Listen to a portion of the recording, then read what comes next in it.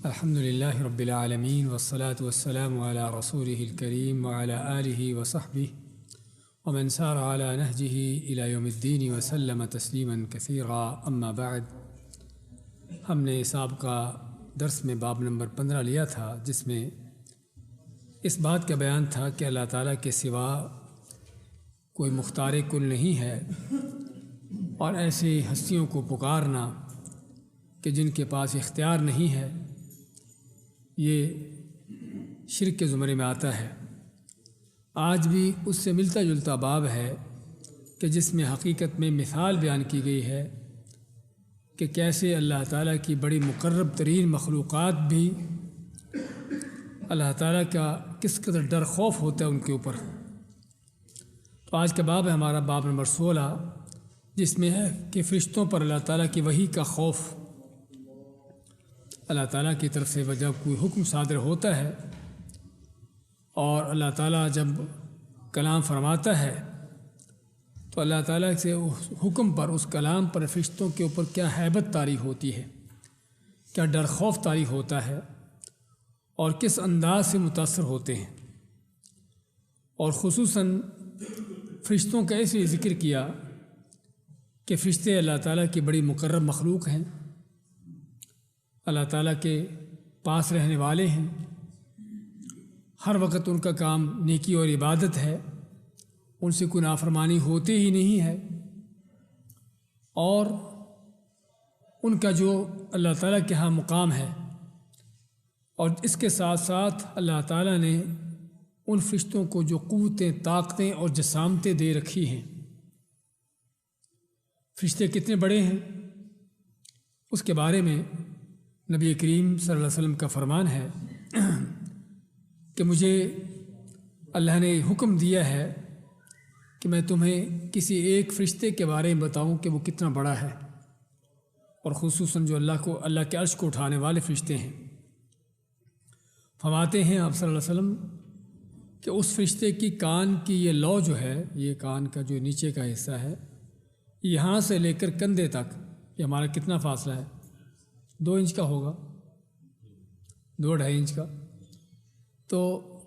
ہمارا جو 2-2.5 انچ کا فاصلہ ہے، فرشتے کا کتنا فاصلہ ہے کہ جس فاصلے کو طے کرنے پر 700 سال چاہیے۔ 700 سال میں جو فاصلہ طے ہوتا ہو، اتنا فاصلہ ہے، صرف اتنا سا کہ جو کان سے کندھے تک کا ہے۔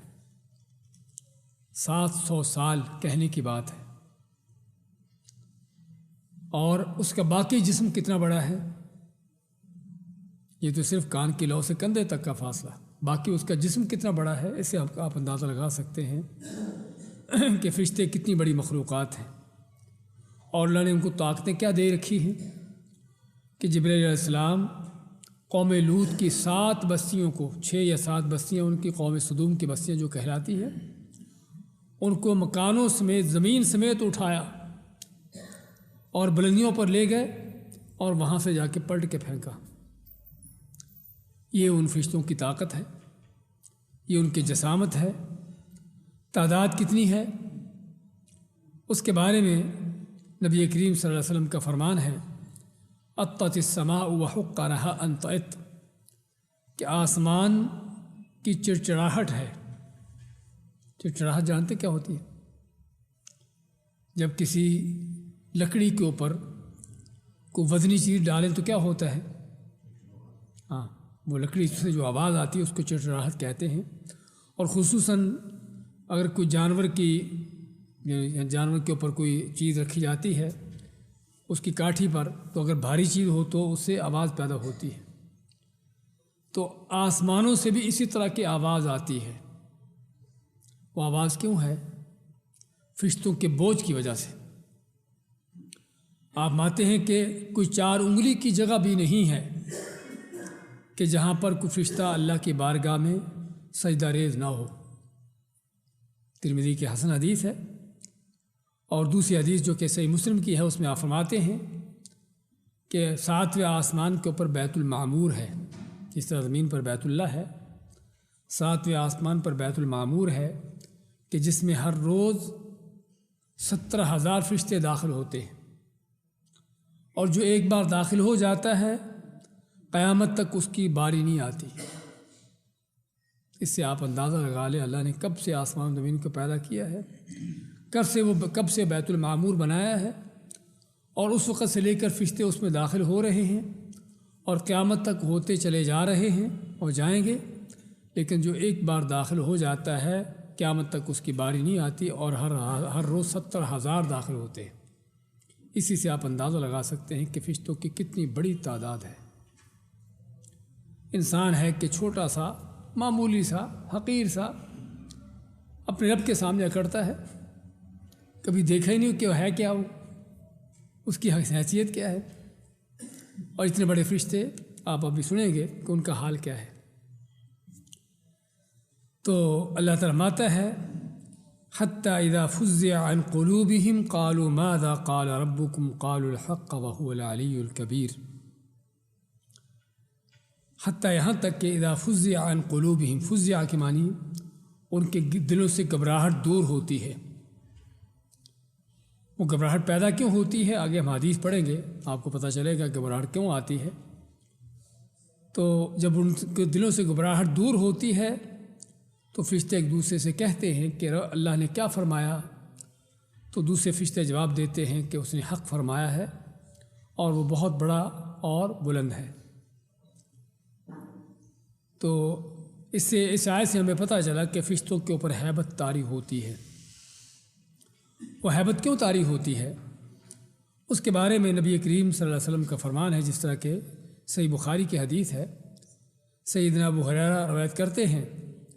کہ آپ نے فرمایا کہ اللہ تعالیٰ جب آسمانوں پر کسی بات کا فیصلہ کرتا ہے، کوئی حکم دیتا ہے، تو فرشتے اللہ تعالیٰ کا اس حکم کو سن کر جو ہے اپنے پر جو ہیں وہ عاجزی انکساری سے جھکا لیتے ہیں، اور ان سے آواز پیدا ہوتی ہے جس طرح کہ زنجیر کو کسی چٹان سے کھینچا جائے تو آواز آتی ہے۔ تو یہ سن کر کیا ہے، اللہ کا حکم سن کر ان پر ہیبت طاری ہوتی ہے اور بے ہوش ہو جاتے ہیں، جس طرح کہ دوسری اگلی حدیث میں آ رہا ہے کہ اللہ تعالیٰ کا حکم سن کر صعقوا وخروا للہ سجدا، بے ہوش ہو جاتے ہیں، اللہ کی بارگاہ میں سجدہ میں گر پڑتے ہیں۔ اب جو ہوش میں آتے ہیں تو پھر فرشتے ایک دوسرے سے پوچھتے ہیں کہ اللہ نے کیا حکم صادر کیا، تو فرشتے بتاتے ہیں کہ اللہ نے کیا حکم دیا ہے۔ آسمانوں پر اللہ تعالیٰ کا جو حکم جاری ہوتا ہے فرشتے ایک دوسرے کو سناتے ہیں، فرشتے ایک دوسرے کو سناتے ہیں وہ حکم۔ اب آفماتے کیا ہوتا ہے کہ نیچے سے شیطان چڑھتے ہیں آسمانوں کی طرف،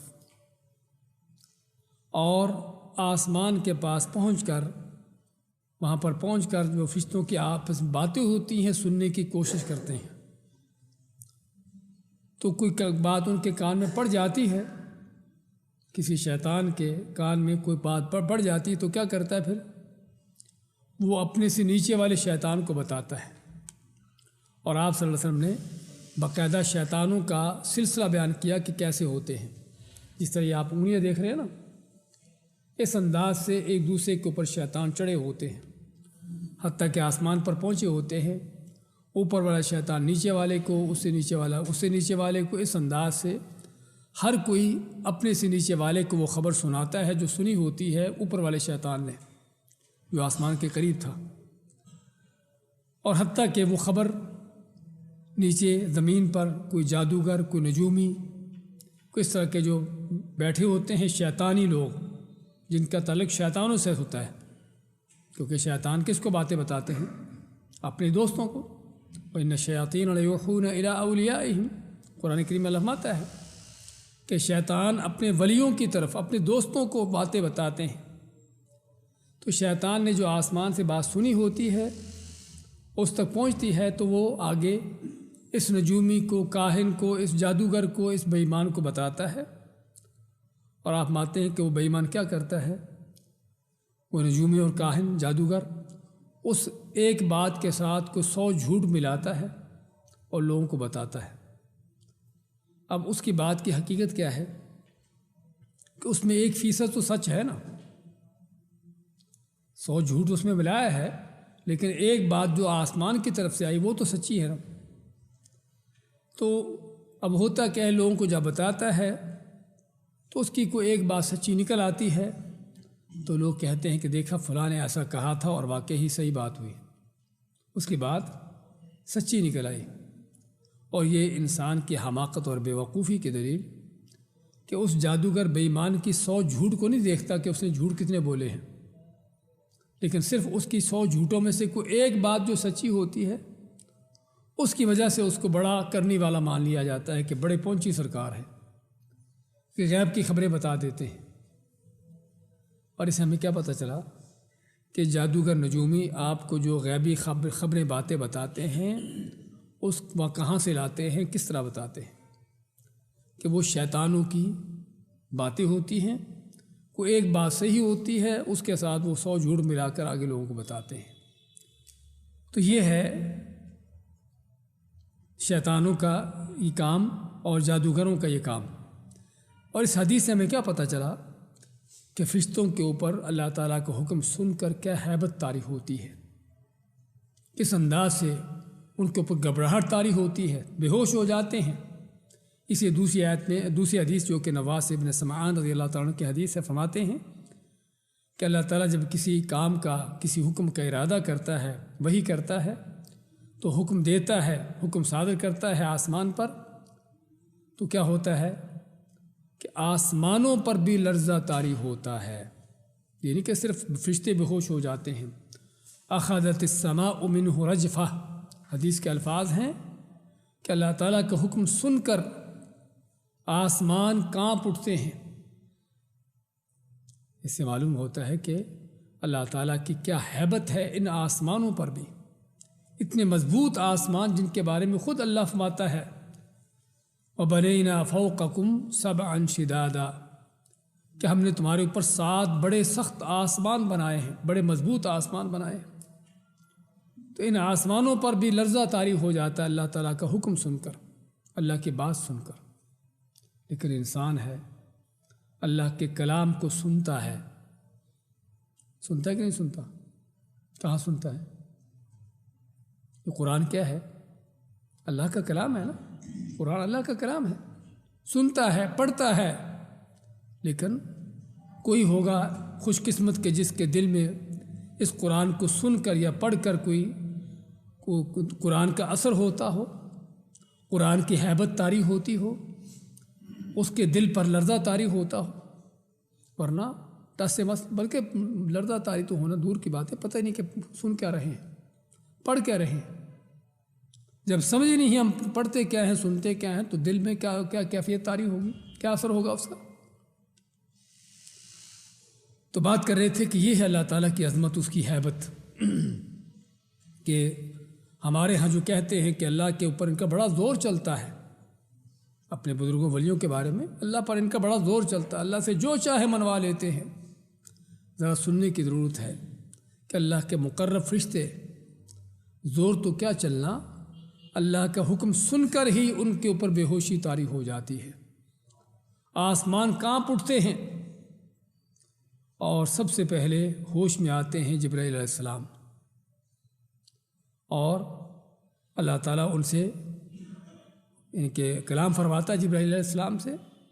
اور سنتے ہیں اللہ تعالیٰ کا کلام، اور سن کر پھر فرشتوں کو بتاتے ہیں، اور جس طرح ہم نے بتایا ہے کہ پھر فرشتے ایک دوسرے کو سناتے ہیں، تو جو وہ بات ہوتی ہے وہ شیطان بھی سننے کی کوشش کرتا ہے، اور پھر وہ نیچے جادوگر تک پہنچاتا ہے۔ تو اس سے پتہ کیا چلا کہ اللہ تعالیٰ کا کیا، اس کی کیا عظمت ہے، اس کی کیا ہیبت ہے، اور فرشتوں کے اوپر کیا ہیبت طاری ہوتی ہے۔ اب کیا وجہ ہے کہ فرشتے اس قدر ڈر کے خوف زدہ ہو کر بے ہوش ہو جاتے ہیں، ان پر ہیبت طاری ہوتی، انسان پر کیوں نہیں ہوتی؟ ہاں جی، کیونکہ انسان اللہ کو جانتا نہیں ہے، اللہ کو پہچانتا نہیں ہے۔ اللہ ماتا انما یخشی اللہ من عبادہ العلماء، کہ اللہ سے ڈرتا کون ہے، اللہ سے ڈرنے والے کون ہیں؟ علماء ہیں۔ علماء سے مراد ضروری نہیں کسی نے پگڑی پہنی ہو، کسی نے جبہ قبہ پہنا ہو، علماء سے مراد وہ لوگ جن کو اللہ کی معرفت ہے، جو اللہ کو جانتے ہیں کہ اللہ کون ہے، اللہ کی کیا عظمت ہے، اس کی کیا ہیبت ہے، اس کی کیا قدرتیں ہیں، اس کی کیا کبریائی ہے۔ جس کو جس قدر اللہ کا پتہ ہوگا اسی قدر اللہ سے اس کے دل میں اللہ کا ڈر خوف بھی زیادہ ہوگا۔ نبی کریم صلی اللہ علیہ وسلم اپنے بارے میں کیا فرماتے تھے؟ ان اخشاکم للہ تعالی و اتقاکم لہ، میں تم میں سب سے بڑھ کر اللہ سے ڈرنے والا، اس کا تقوی اختیار کرنے والا ہوں۔ کیوں؟ آپ گناہ کرتے تھے کوئی اس لیے ڈرتے تھے؟ نہیں، اللہ کی پتہ تھا کہ اللہ کون ہے، اللہ کی عظمت کیا ہے، اس کی کبریائی کیا ہے۔ اور اگر ہم تھوڑی سی بات کو سمجھانے کے لیے مثال دینا چاہیں، فرض کریں میں مسجد میں آیا، یہاں پر کوئی آدمی بیٹھا ہوا، مجھے نہیں پتہ کون ہے، میں نے سرسری سا سلام لیا اس سے اور اپنا نماز شروع کر دی، یا جو بھی بیٹھ گیا، مجھے نہیں پتہ کون ہے، نہ میں اس کا کوئی عزت احترام کی خاص طور پر، نہ کوئی اس طرح کا، لیکن میرے بعد کوئی دوسرا آیا جو اس کو جاننے والا تھا، اس کو سلام کیا، اس کا ماتھا چوما، اس کی بڑی عزت و احترام کی، تیسرا آیا، چوتھا آیا، اب مجھے پتہ چلے گا کہ یہ آدمی جو بیٹھا ہوا ہے عام آدمی نہیں ہے، لوگ اس کی عزت کر رہے ہیں، اس کے سامنے ادب سے بیٹھ رہے ہیں، اس کا مطلب کہ کوئی بڑا آدمی ہے۔ مجھے نہیں پتہ تھا، میں نے ویسے ہی سرسری سلام کیا، بیٹھ گیا، ممکن ہے کوئی اس کے ادب کے خلاف کوئی چیز کر دی ہو، ہوتا ہے نا ایسا۔ اور بعد میں پھر آدمی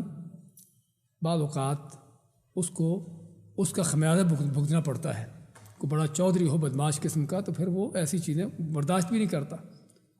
سمجھے نا۔ تو وجہ کیا ہے؟ وجہ یہی ہے کہ دوسرے آدمی نے اس کو پہچانا تھا، میں نے نہیں پہچانا تھا اس کو۔ تو اگر ہم دنیا کے لوگوں کے لحاظ سے دیکھتے ہیں کہ ایک آدمی کسی کو پہچانتا ہے، اس کی عزت کرتا ہے، اس کا احترام کرتا ہے، جس طرح اس کے ساتھ ادب ہونا چاہیے اس طرح سے پیش آتا ہے، اور جس کو اس کو پتہ نہیں کیونکہ اس کے ساتھ کوئی بے ادبی کر بیٹھے، تو حقیقت ہمارا بھی یہی حال ہے کہ اللہ نے اپنی پہچان کروائی ہے۔ قرآن پورا کا پورا اللہ کی پہچان کے لیے ہے، اللہ کی معرفت دلانے کے لیے ہے۔ ایک الگ بات ہے کہ ہم کو قرآن کی نہ سمجھ ہے، نہ پڑھتے ہیں، نہ سیکھتے ہیں، اس لیے اللہ کا پتہ ہی نہیں اللہ کون ہے۔ اور یہی وجہ ہے سب سے بڑی شرک کی۔ آدمی شرک بھی اسی وقت کرتا ہے کہ جب اللہ کو جانتا نہیں کہ اللہ کون ہے، اللہ کن قدرتوں کا مالک ہے، کیا خزانے ہیں اس کے پاس، کیا اس کے اختیارات ہیں، وہ جو چاہے جب چاہے وہ کر ڈالتا ہے، فعال لما یرید ہے، اس کو نہ روکنے والا، نہ کوئی پوچھنے والا، نہ کوئی اس کے لیے کس طرح کی رکاوٹ ہے۔ لیکن جب اللہ تعالیٰ کی ان چیزوں کا نہیں پتہ ہوتا تو پھر اللہ کو چھوڑ کر اوروں کے پاس جاتے ہیں، ان سے مانگتے ہیں، ان کے سامنے گرتے ہیں۔ جب مجھے پتہ ہو کہ اللہ مالک الملک ہے، پوری کائنات کا مالک ہے، اور کائنات کتنی بڑی ہے وہ اللہ ہی جانتا ہے، جب مجھے پتہ ہو کہ اللہ کے خزانے اس قدر ہیں کہ پوری کائنات کے لوگوں کو دینے کے بعد بھی اس میں کوئی کمی نہیں ہوتی، جب مجھے پتہ ہو کہ اللہ تعالیٰ جس طرح چاہتا ہے دیتا ہے،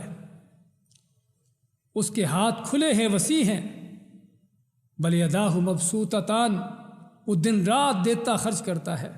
جب مجھے ان چیزوں کا پتہ ہوگا تو کیا ممکن ہے اللہ کو چھوڑ کر کسی اور کے پاس جاؤں، اللہ سے ہٹ کر کسی اور سے امیدیں لگاؤں؟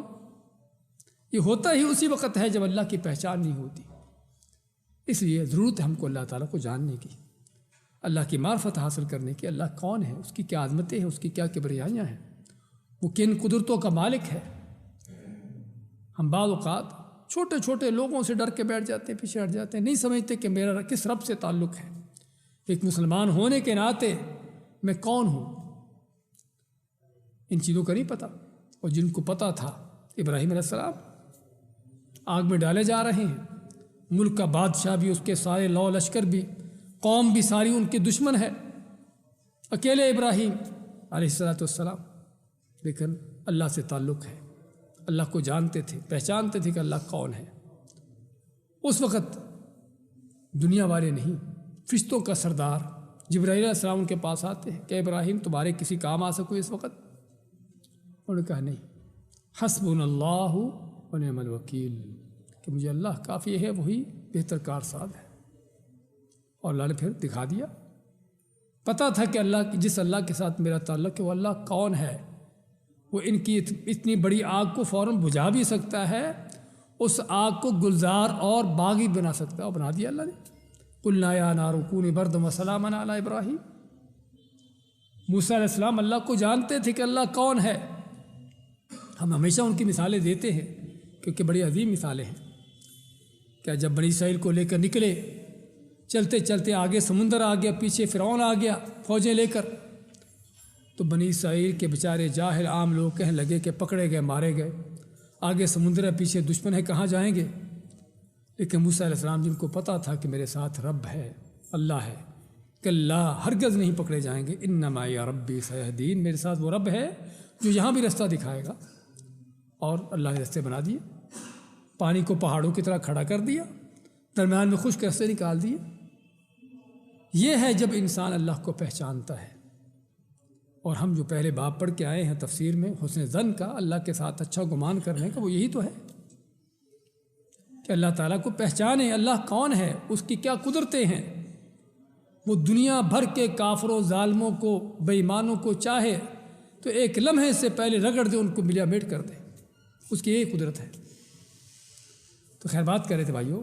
کہ ضرورت ہے اس چیز کو جاننے کی۔ تو ہاں فرشتوں کے اوپر ڈر خوف کیوں طاری ہوتا ہے؟ کیونکہ وہ اللہ کو جانتے ہیں کہ اللہ کون ہے، اللہ کی کیا عظمت ہے۔ تو اس باب میں ہم کو پتہ چلا کہ تفسیر بھی اس آیت کے لیے ہم نے سورہ سبا کی جو آیت ہم نے پڑھی ہے کہ فرشتوں پر کیا ان کے کیا کیفیت ہوتی ہے اللہ کا حکم سن کر، اور شرک کا رد ہے اس کے اندر کہ لوگ جو اللہ تعالیٰ کو چھوڑ کر اللہ کے بندوں کو اپنے مشکل کشا، حاجت روا مانتے ہیں، ان سے اپنے تعلق قائم کر لیتے ہیں، ان سے امیدیں رکھ لیتے ہیں اللہ کو چھوڑ کر، یہ کس قدر ان کی بیوقوفی کی دلیل ہے۔ اور اس طرح جو اہم اس کے مسائل ہیں کہ فرشتے اللہ کا حکم سن کر ان پہ بے ہوشی طاری ہونا، وہ ان پر غشی طاری ہو جانا، آسمانوں کے اوپر لرزہ طاری ہو جانا،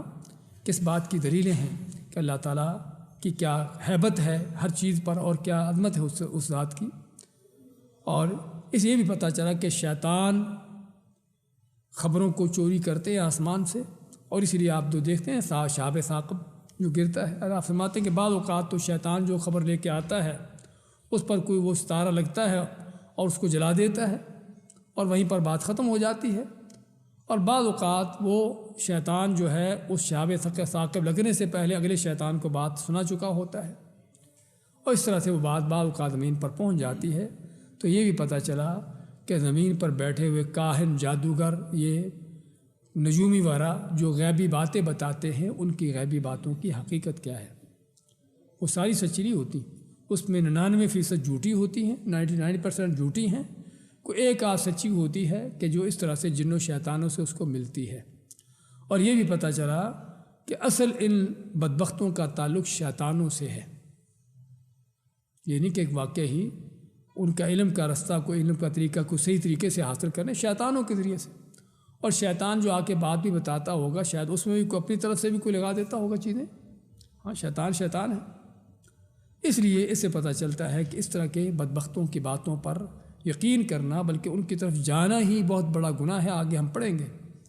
اسی کتاب میں کہ کسی کاہن نجومی کے پاس جانا کوئی غیبی خبریں پوچھنے کے لیے کہ میرے ساتھ کیا ہوگا، کاروبار کرنے لگا ہوں، کامیاب ہوگا یا ناکام ہوگا، کسی سفر پر جا رہا ہوں، یہ سفر کیسا رہے گا، مستقبل کے بارے میں، شادی نکاح کرنے لگے ہیں، یہ رشتہ کیسا رہے گا۔ کسی نے ایسی بات پوچھ بھی لی، نہ بھی مانی، تب بھی 40 دن تک اس کی نماز قبول نہیں ہوتی، اور اس کی بات اگر مان لی کہ واقعی یہ صحیح کہہ رہا ہے، پھر تو آپ مانتے کہ میرے لائے ہوئے دین سے کفر کر دیا اس نے۔ اس سے پتہ چلا کہ یہ کتنا بڑا جرم ہے۔